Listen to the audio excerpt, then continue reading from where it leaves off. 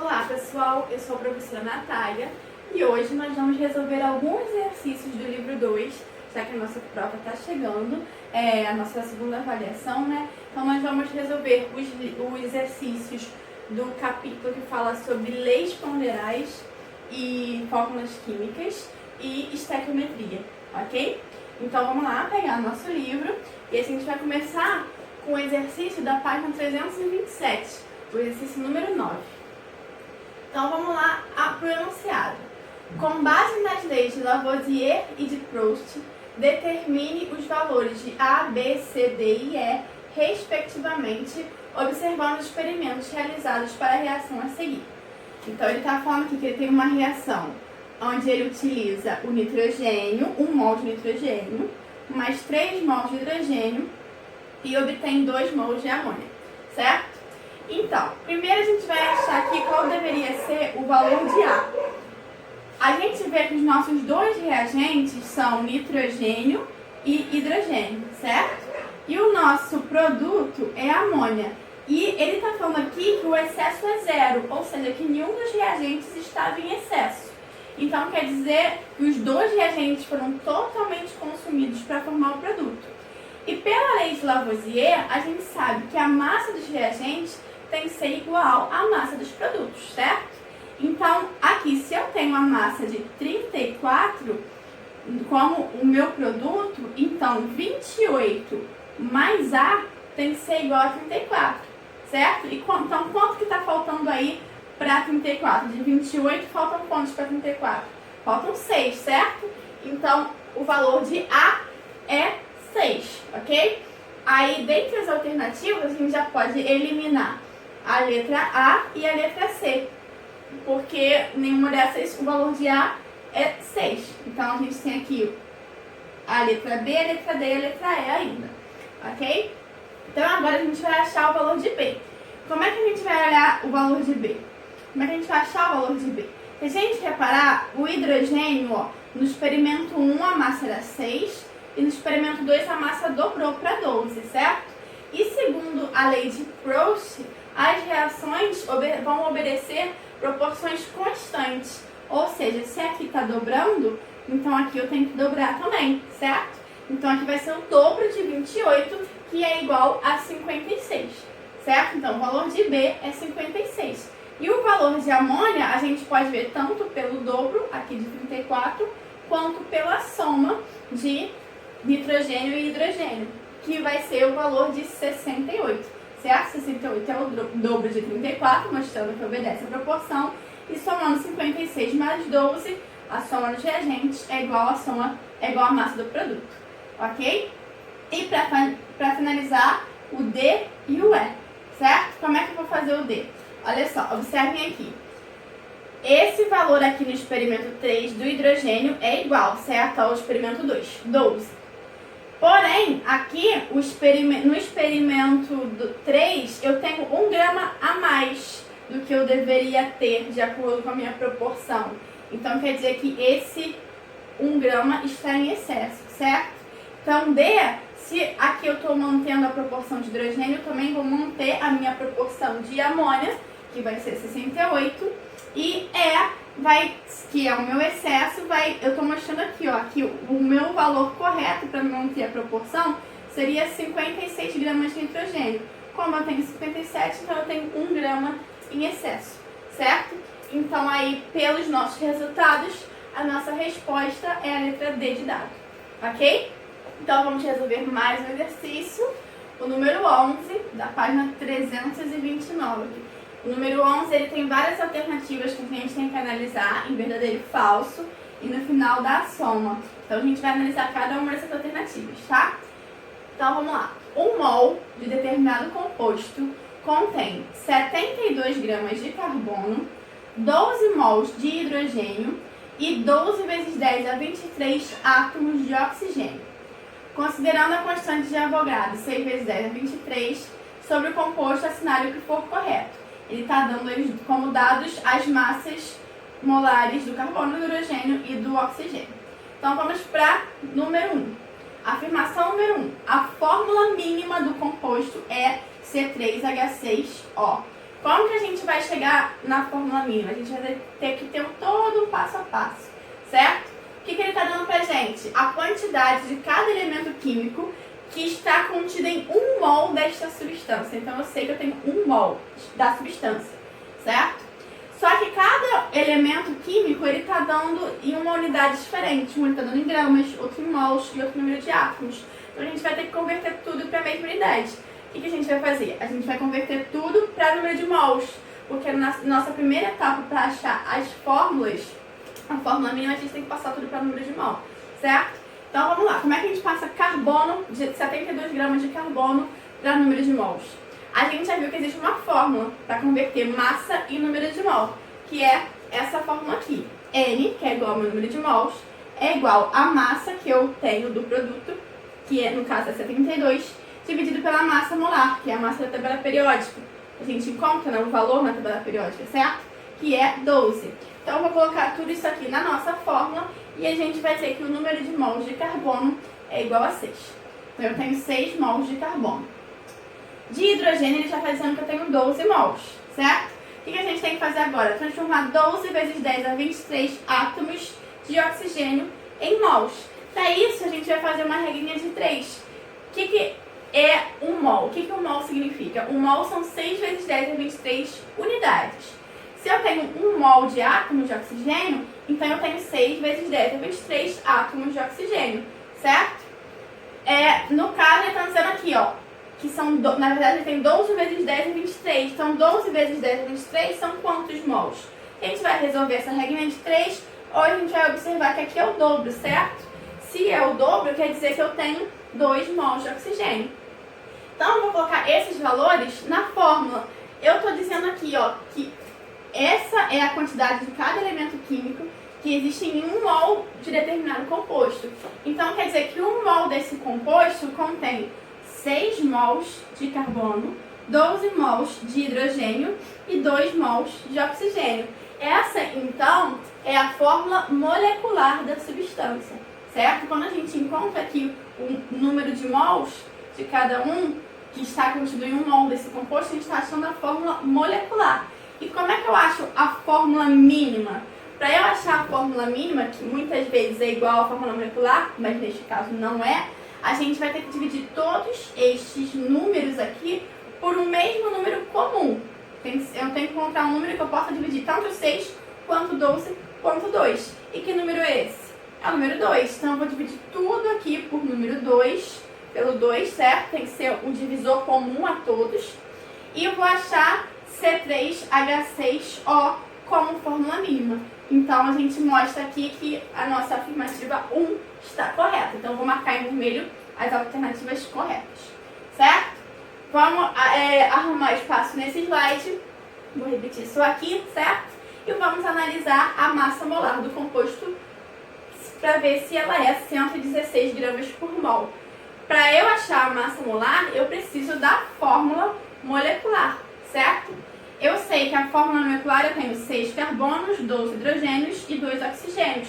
Então, com as massas que eu tenho aqui, eu vou encontrar a massa molecular, certo? A massa de 1 mol dessa substância. Então, 6 carbonos, que eu tenho aqui, vezes 12, que é a massa do carbono, mais 12 hidrogênios, vezes 1, que é a massa do hidrogênio, mais 2 oxigênios, cada um com massa 16, certo? Somando isso tudo aqui, resolvendo, somando, a gente tem 116.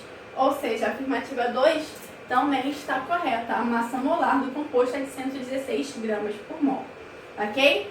Vamos agora para a afirmativa 4.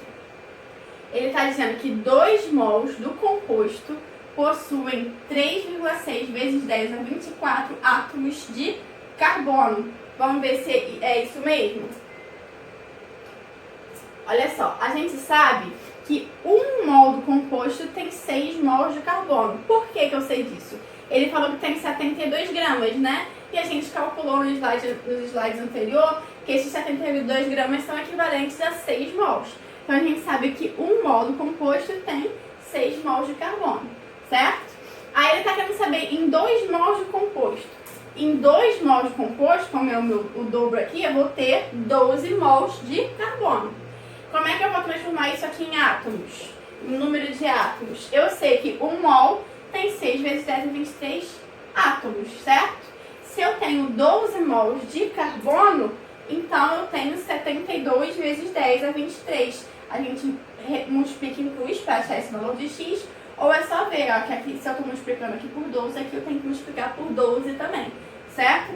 Então são 72 vezes 10 a 23 átomos de carbono, mostrando aqui que a 4 é falsa, certo? Vamos analisar a alternativa 8. 58 gramas do composto possuem 2 mols de oxigênio. Como que a gente vai resolver isso aí?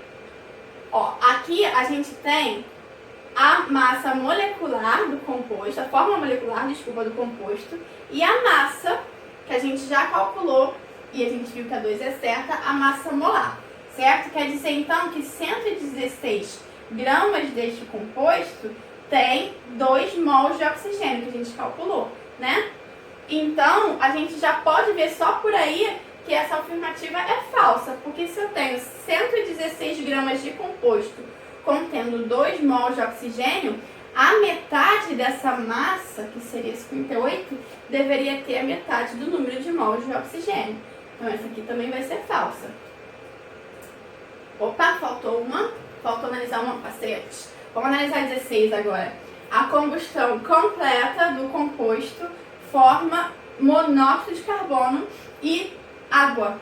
E a gente sabe que o monóxido de carbono, CO, ele é formado, na verdade, na combustão incompleta. Quando a gente tem a combustão completa, a gente forma CO2, dióxido de carbono, certo? Então, essa também é falsa. Então, só a 1 e a 2 que são as verdadeiras. 29 ainda, a questão número 2. Os pratos A e B de uma balança foram equilibrados com um pedaço de papel em cada prato e efetuou-se a combustão apenas do material contido no prato A. Este procedimento foi repetido com uma palha de aço em lugar do papel. Após essa combustão, observou-se que... Então, o que ele fez? Ele colocou nos 2 pratos papel, com a balança equilibrada. Aí ele queimou somente A. Aí ele quer saber o que aconteceu. Como que se essa balança continua equilibrada, como que vai ficar o desequilíbrio? Depois ele colocou a palha de aço nos 2 pratos também equilibrados e queimou só A.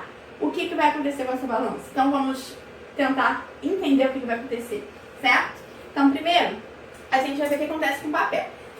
A queima do papel, ela necessita de O2. Qualquer queima sempre vai precisar de O2. Qualquer combustão precisa de O2 como comburente, certo?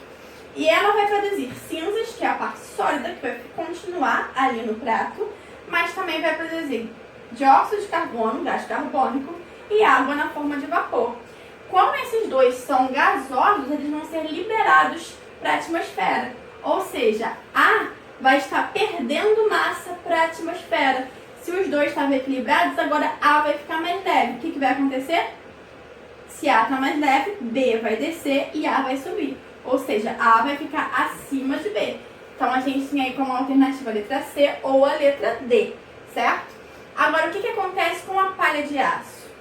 A palha de aço, ela é composta por ferro. Quando o ferro reage com o oxigênio, ele vai formar o óxido de ferro.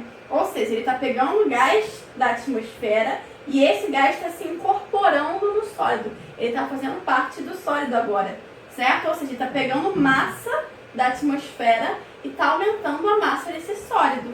Então, se A agora está com a maior massa, A vai descer e B vai subir. Ou seja, A vai ficar abaixo de B. Então, a nossa alternativa correta é a letra D, certo? Vamos agora para o exercício da página 330. Numa viagem, exercício número 3. Numa viagem, um carro consome 10 kg de gasolina. Na combustão completa desse combustível, na condição de temperatura do motor, formam-se apenas compostos gasosos. Considerando-se o total de compostos formados, pode-se afirmar que os mesmos, a gente quer saber se tem a mesma massa, se tem mais de 10 kg, menos de 10 kg, certo? Então vamos analisar aí, ó. Eu estou considerando aqui uma combustão completa, mas poderia ser também uma combustão incompleta e ter o monóxido de carbono. Mas não vai fazer diferença se eu vou colocar só o dióxido ou o monóxido, tá? Porque ele está comprando o total de reagentes com o total de produtos, a massa total antes e depois da reação. A gente sabe que tem que ser a mesma, certo? Ele está dizendo que ele utilizou 10 kg de gasolina, então só de gasolina eu tenho 10 kg, certo? Só que nesses reagentes, além dos 10 kg de gasolina, eu também tenho uma massa de oxigênio que vai ser utilizada. Que massa é essa? Eu não sei, vou chamar de X. Então chamei aí de X, certo? Então qual que tem que ser a massa final? Tem que ser 10 kg de gasolina mais X da massa do oxigênio. Então vai ser 10 mais X, que é um valor maior do que 10, certo? Já que eu estou somando. Então aqui não vai ter a mesma massa que 10, não vai pesar exatamente 10. Essa massa aqui de reagentes vai pesar mais do que 10 quilos, porque eu tenho 10 quilos de gasolina mais X quilos de oxigênio.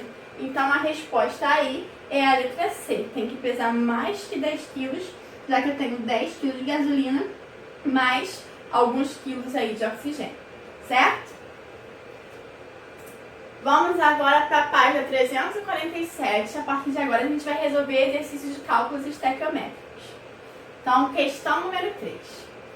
Células a combustível de hidrogênio e oxigênio são usadas nos ônibus espaciais para fornecer eletricidade e água potável para o suporte da vida. Sabendo que a reação da célula ocorre conforme a reação não balanceada, que ele está dando aqui, qual é o número de mols de água formado na reação de 0,25 mols de oxigênio gasoso com hidrogênio suficiente? Primeira coisa que a gente tem que fazer, ele está dizendo que a reação não está balanceada. E a primeira coisa que a gente tem que fazer é balancear a reação, certo? Já coloquei aqui a reação balanceada. Vamos esquecer que eu coloquei esses dois aqui. O que eu fiz? Primeiro, eu tenho 2 oxigênios aqui, então eu coloquei o 2 aqui na frente. Eu só tinha 1 oxigênio. Agora eu tenho 2 oxigênios aqui também. Quando eu faço isso, eu tenho 4 hidrogênios aqui agora, né? Então eu tenho que botar esse 2 aqui na frente para ficar com 4 hidrogênios também. Certo? Essa reação é tranquila de balancear, por isso que eu já coloquei direto ela aqui. As outras a gente vai balancear junto sempre que possível. Agora vamos ler, ó. Ele quer saber qual é o número de mols de água formado a partir da reação de 0,25 mols de oxigênio. Então, na minha regra de 3, eu tenho que relacionar mols de água com mols de oxigênio. E vou colocar aqui, certo? De acordo com a minha reação, para cada 1 mol de oxigênio, eu produzo 2 mols de água, né? Então, coloquei aqui, ó, para 1 mol de oxigênio, 2 mols de água. Se eu estou usando 0,25 mols de oxigênio, quanto de água eu vou produzir? Aqui vai ser o meu X, certo? Então, vou resolver essa regrinha de 3 aí e vou achar que X é igual a 0,5 mols, que é, então, a letra B de bola, a minha resposta, certo? Essa é uma questão bem simples, ok? Vamos fazer mais uma. Na página 348, a questão número 6. O ácido fosfórico usado em refrigerante tipo Coca-Cola é possível causador de osteoporose. Pode ser formado a partir de uma reação cuja equação química não balanceada é... Aí temos aqui a equação química. Para obter-se 980 gramas de ácido fosfórico, a massa total dos reagentes, massa de ácido sulfúrico mais massa do fosfato de cálcio em gramas, que devem ser usadas é igual a... Então vamos lá. Primeira coisa que a gente vai fazer, ele está dizendo que a reação não está balanceada. Vamos balancear juntos agora essa reação. Botei aqui a minha reação, certo? Vou utilizar a regrinha do MAS, que é o que os alunos preferem normalmente. Vou começar por metais, depois a metais, carbono, hidrogênio e oxigênio, nessa ordem, certo? Então quem é o meu metal aqui? É o cálcio. Vou começar então pelo cálcio, certo? Aqui eu tenho 3 átomos de cálcio. E aqui eu só tenho 1. Eu tenho que ter a mesma quantidade dos dois lados, certo? Então eu vou colocar aqui na frente o número 3 para multiplicar tudo isso aqui por 3, certo? Quando eu faço isso, agora a gente vai balancear os meus ametais. Vamos então, quando eu fiz isso, eu tô dizendo que eu tenho 3 enxofres também, certo? E desse lado aqui eu só tenho um enxofre. Então o que eu vou fazer? Vou colocar aqui na frente o número 3 para igualar os átomos de enxofre, certo? Quem que sobrou agora de ametal? O fósforo. Depois a gente vai para hidrogênio e oxigênio, já que não tem carbono. Esse 2 aqui, fora do parênteses, multiplica tudo que está aqui dentro. Então quer dizer que aqui eu tenho 2 fósforos. Se eu tenho 2 fósforos aqui eu por enquanto só tenho 1. Então eu vou colocar aqui do lado de fora o número 2. Lembrando que para balancear a gente só pode colocar os números na frente das moléculas, que eu estou multiplicando o número de moléculas, certo? Não posso botar os números aqui, porque aí eu estaria modificando a estrutura da molécula e isso eu não posso fazer. Quando eu faço isso, vocês vão ver que automaticamente hidrogênio e oxigênio já vão estar balanceados. Vamos conferir primeiro os hidrogênios, ó. Tenho 3 vezes 2, 6. E aqui desse lado, 2 vezes 3, 6. E o oxigênio, aqui eu tenho 4 vezes 2, 8. E aqui eu tenho 4 vezes 3, 12. 12 mais 8, 20. Vamos ver do lado de cá? Aqui eu tenho, ó, 4 vezes 2, 8. E aqui eu tenho 3 vezes 4, 12. 8 mais 12, 20. Certo? Então agora está balanceado. O que ele quer agora? Ele está dizendo que ele vai produzir 980 gramas de ácido fosfórico, que é o meu produto da reação. Certo? Ele quer saber qual é a soma das massas dos 2 reagentes que eu vou utilizar. Então eu vou ter que fazer 2 regras de 3. Uma para calcular a quantidade de fosfato de cálcio e a outra para calcular a quantidade de ácido sulfúrico, certo? Em gramas, que é o que ele está pedindo aqui, certo? Então, primeiro eu vou relacionar as 980 gramas do meu reagente ácido fosfórico, do meu reagente não, do meu produto, com o meu primeiro reagente. Então, estou relacionando aqui, ó, massa do fosfato de cálcio com massa do ácido fosfórico. A gente vai ter que ir lá na tabela periódica consultar a massa de cada um dos elementos químicos para encontrar a massa da substância, certo? Se vocês forem lá na tabela periódica, eu espero que ninguém tenha mais dúvida nisso, mas se tiver, é só me mandar um e-mail, tá, gente? Consultando lá a tabela periódica, a gente vai ver que a massa do fosfato de cálcio é 310, certo? E a massa do ácido fosfórico é 98. Só que 98 é a massa de 1 mol. Como eu tenho aqui 2 mols, eu tenho que multiplicar aqui por 2, certo? Aí vamos completar agora a nossa reação. Qual vai ser aqui a massa do fosfato de cálcio para produzir 980 gramas do ácido fosfórico? Então aqui vai ser o meu X e aqui o 980. Resolvendo essa regrinha de 3, eu vou achar que eu preciso de 1.550 gramas do fosfato de cálcio. Só que ele quer também a massa do ácido sulfúrico, ele quer a massa dos dois, né? Então vamos achar agora a massa do ácido sulfúrico. Agora eu vou relacionar massa do ácido sulfúrico com massa do ácido fosfórico. Vamos lá na tabela periódica achar a massa de cada um deles e a gente vai ver que a massa do ácido sulfúrico também é 98, que nem o ácido fosfórico, tá? Só que a massa de 98 é a massa para 1 mol de ácido sulfúrico. E aqui eu tenho 3 mols, então eu tenho que multiplicar aqui por 3.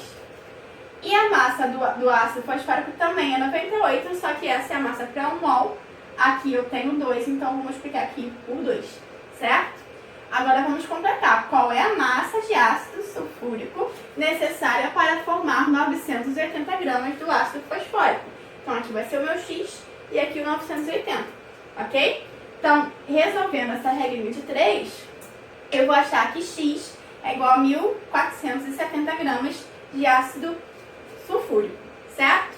Vou somar essas duas massas, como ele está me pedindo aqui, e vou achar que é 3.020 gramas, que é a letra B, certo? Página 350, questão número 17. As pérolas contêm majoritariamente, entre diversas outras substâncias, carbonato de cálcio. Para a obtenção de uma pérola artificial composta exclusivamente de carbonato de cálcio, um analista inicialmente misturou 22 gramas de dióxido de carbono com 40 gramas de óxido de cálcio. Deu a massa aqui de cada elemento. Nesse sentido, conclui-se que o reagente limitante e a massa em excesso presente nessa reação são, respectivamente, vamos lá. Primeira coisa que eu tenho que fazer, eu tenho que montar essa reação que ele não me deu. Mas ele está dizendo que ele misturou gás carbônico com óxido de cálcio para formar o carbonato de cálcio. Então, a minha reação é essa aqui. Gás carbônico mais óxido de cálcio dão carbonato de cálcio. Se vocês olharem, uma reação que já vem balanceada. Essa é fácil, certo? Agora, a gente tem que descobrir quem é o reagente limitante e o reagente em excesso, ok?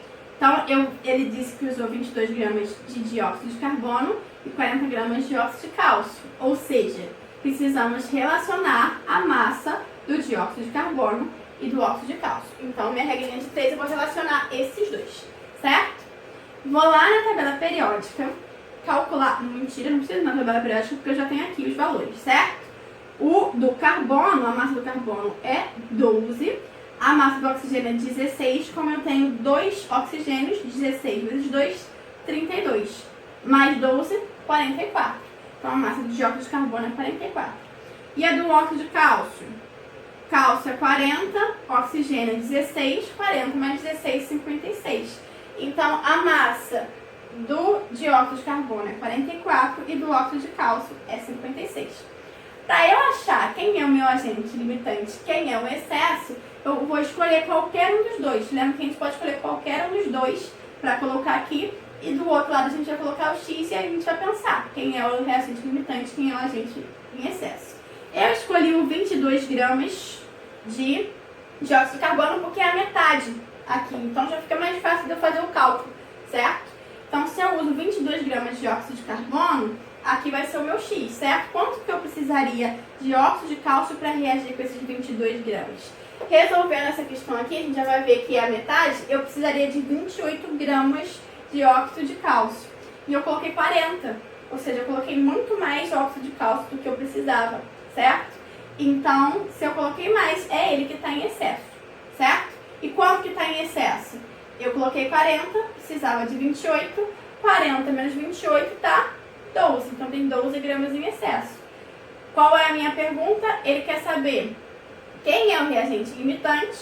Se a gente viu que o óxido de cálcio está em excesso, então meu reagente limitante é o CO2. E qual é a massa que está em excesso? 40 menos 28, 12. Então, a letra C é a resposta certa, certo? Passei rápido porque eu achei que eu tinha marcado a bolinha vermelha, mas esqueci. Mas letra C, ok? Vamos fazer o nosso último exercício agora. Página 350, número 18. A combustão da gasolina e do óleo diesel libera quantidades elevadas de poluentes para a atmosfera. Para minimizar esse problema, tem-se incentivado a utilização de biocombustíveis como o biodiesel e o etanol. O etanol pode ser obtido a partir da fermentação da sacarose, conforme a equação não balanceada apresentada a seguir. Considerando-se o exposto e o fato de que uma indústria alcooeira utiliza 100 mol de sacarose e que o processo tem 85% de rendimento, conclui-se que a quantidade máxima obtida de álcool será... Vamos fazer essa continha, mas antes a gente precisa balancear, né? Essa reação é uma reação de oxirredução. O que é isso? É uma reação em que o número de oxidação de alguns elementos varia, o NOx de alguns elementos varia. E esse tipo de reação a gente faz um balanceamento diferente do que a gente está acostumado até agora, que é balanceamento por tentativas. Então, por esse motivo, eu coloquei direto a reação balanceada, porque a gente vai aprender a balancear esse tipo de reação de oxirredução nas próximas aulas, aí nos próximos livros, quando a gente falar dessas reações, certo? Então, por enquanto, para não colocar a carroça na frente dos bois, eu já coloquei ela balanceada, certo? E a partir dela, a gente vai resolver, certo? Então, o que ele está dizendo? A primeira coisa que ele está dizendo é que ele está utilizando 100 mols de sacarose e que o rendimento é de 85%. Quando eu digo que o rendimento é de 85%, eu posso considerar que 85% desses 100 mols somente foram reagidos, certo? Então eu vou calcular quanto que é 85% de 100 e vou achar que é 85 mols, certo? Ou seja, 85 mols de sacarose reagiram. Eu vou utilizar esse valor para aqui, para fazer a minha regra de 3, ok? Então, o que eu preciso? Ele quer saber qual é a quantidade máxima de álcool. Então, eu estou relacionando o número de mols de sacarose com massa de álcool na minha regrinha de 3, certo? Pela regrinha de 3, eu vejo aqui que eu tenho 1 mol de sacarose. E a massa de etanol, a gente vai olhar lá na tabela periódica e vai achar que a massa do etanol é 46, certo? Ele está dando aqui a fórmula do etanol, então a gente consegue achar a massa através da tabela periódica. A massa de 46 é a massa para 1 mol, só que a gente vê aqui pelo balanceamento que eu produzi 4 mols, então eu tenho que multiplicar aqui por 4, ok? Se eu utilizei 85 mols de sacarose, qual vai ser a massa de etanol produzida? Então, vou botar aqui 85 e aqui o meu x, vou resolver essa regrinha de 3 e vou achar que x é igual a 15.640 gramas. Só que se vocês olharem aqui, a resposta está em quilos. Então, eu vou dividir por 1000 e vou achar 15,64 quilos, ok? Que é a resposta da letra D de dado, certo? Então, essa foi a aula de hoje. A gente deve fazer mais exercícios da apostila nos próximos vídeos. Continue estudando.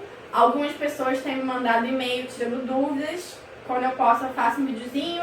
Quando posso não, né? Na verdade, eu fiz videozinho para explicar a todo mundo. Então, se vocês tiverem uma dúvida, vocês podem entrar em contato comigo, que eu respondo para vocês, tá bom?